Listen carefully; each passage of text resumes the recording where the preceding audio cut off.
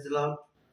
ప్రభునందు ప్రియమైన సహోదరి సహోదరులారా, మన ప్రభు అయిన యేసు క్రీస్తు నామంలో మీకు మీ కుటుంబానికి శుభములు, దీవెనలు, ఆశీర్వాదాలు కలుగును గాక. అంతా బాగున్నారా? ప్రతిరోజు మేము మీ కొరకు, మీ కుటుంబం కొరకు, మీ బిడ్డల కొరకు, మీరు చేస్తున్నటువంటి ప్రతి పని కొరకు మేము ప్రతిదినము ప్రార్థిస్తున్నాం. నా ప్రియమైన దేవుని పిల్లలారా, కొద్ది నిమిషాలు దేవుని వాక్యాన్ని మనం ధ్యానం చేద్దాం. దేవుని వాక్యము ఎంతో బలమైంది. భక్తుడైనటువంటి దావీదు గారు అంటారు, నీ వాక్యమే నన్ను బ్రతికించెను అంటారు. నీ వాక్యము నా జుంటి తేనె దారాల కంటే మధురమైనది. నీ వాక్యము నా పాదములకు దీపము, నా త్రోవకు వెలుగై ఉన్నదని భక్తులు చెప్తారు. శరీరానికి ఆహారం ఎంత అవసరమో దేవుని పిల్లలుగా ఉన్నటువంటి మనకి కూడా దేవుని మాటలు ఎంతో అవసరం. మనకి దేవుని వాక్యం మనకు శక్తినిస్తుంది. దేవుని వాక్యం మనకు బలమిస్తుంది.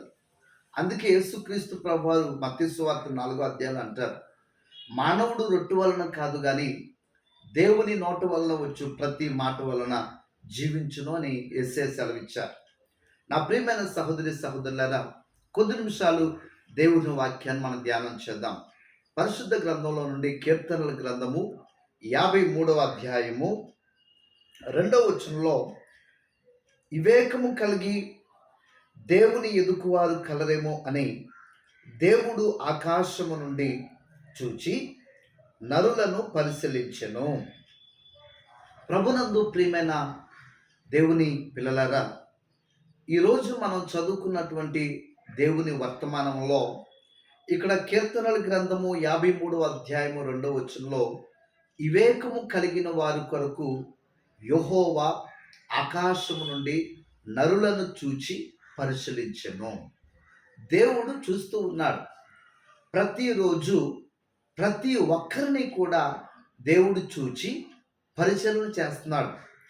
మనం నడిచే జీవిత విధానాన్ని, మనం ఏ మార్గంలో నడుస్తున్నామా, ఏ రకంగా జీవిస్తున్నామా, ఏ రకంగా బ్రతుకుతున్నామా, ప్రతిరోజు దేవుడు మనలను చూచి మనలను ఆయన పరిశీలన చేస్తున్నాడు. ప్రియులారా, దేవుడు చూచుచున్నటువంటి దేవుడు నిన్ను కూడా ప్రతిరోజు ఆయన పరిశీలన చేస్తున్నాడు.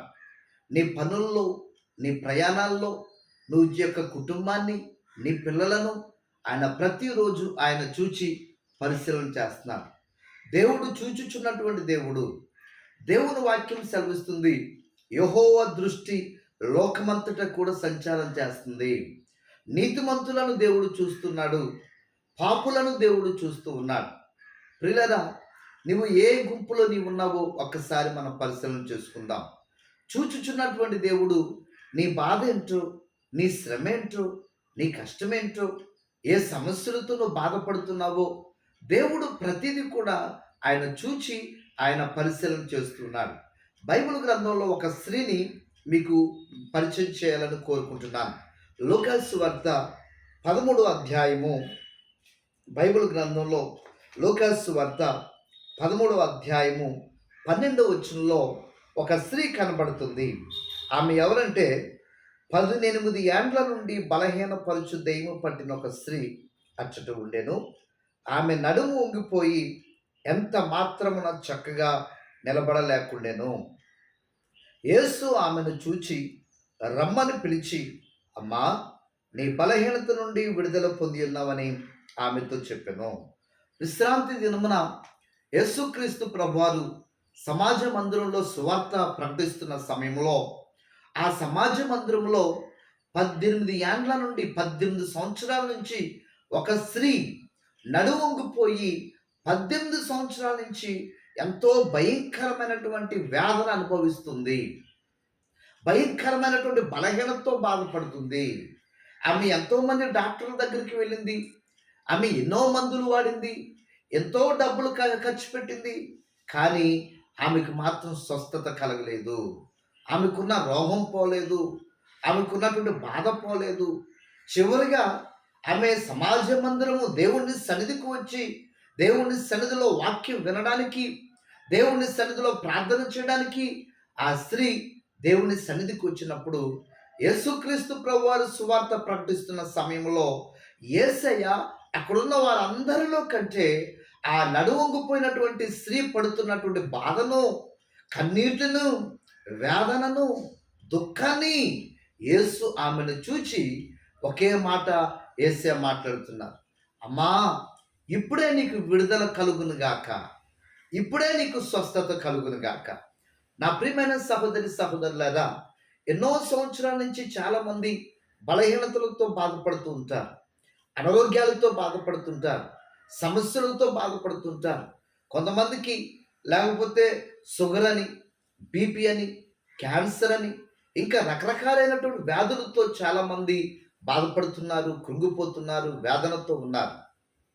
నా ప్రియమైన సహోదరి సహోదరులారా, ఆయన మనం ఆరాధించుచున్నటువంటి దేవుడు, ఏ దేవుని సన్నిధిలో అయితే మనం ప్రార్థిస్తున్నామో, ఏ దేవుని సన్నిధిలో అయితే మొరపెడుతున్నామో, ఏ దేవుని సన్నిధిలో అయితే కన్నీరు కార్చి ప్రార్థన చేస్తున్నామో, మన దేవుడు మనలను రక్షించుటకు ఆయన సమర్థత కలిగినటువంటి దేవుడు ప్రియులారా.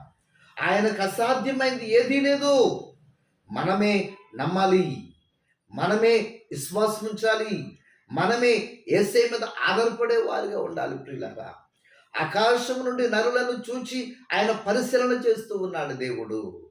నీ బాధ ఏంటో, నీ సమస్య ఏంటో, ఏ అక్కర్లతో ఉన్నావో, ఏ అవసరాలతో ఉన్నావో, మనుషులు చూచినా చూడకపోయినా నిన్ను పుట్టించినటువంటి దేవుడు, నిన్ను కాచి కాపాడినటువంటి దేవుడు నీ జీవితంలో నీ స్థితిగతులను మార్చాలని ఆయన సిద్ధపడుతున్నాడు.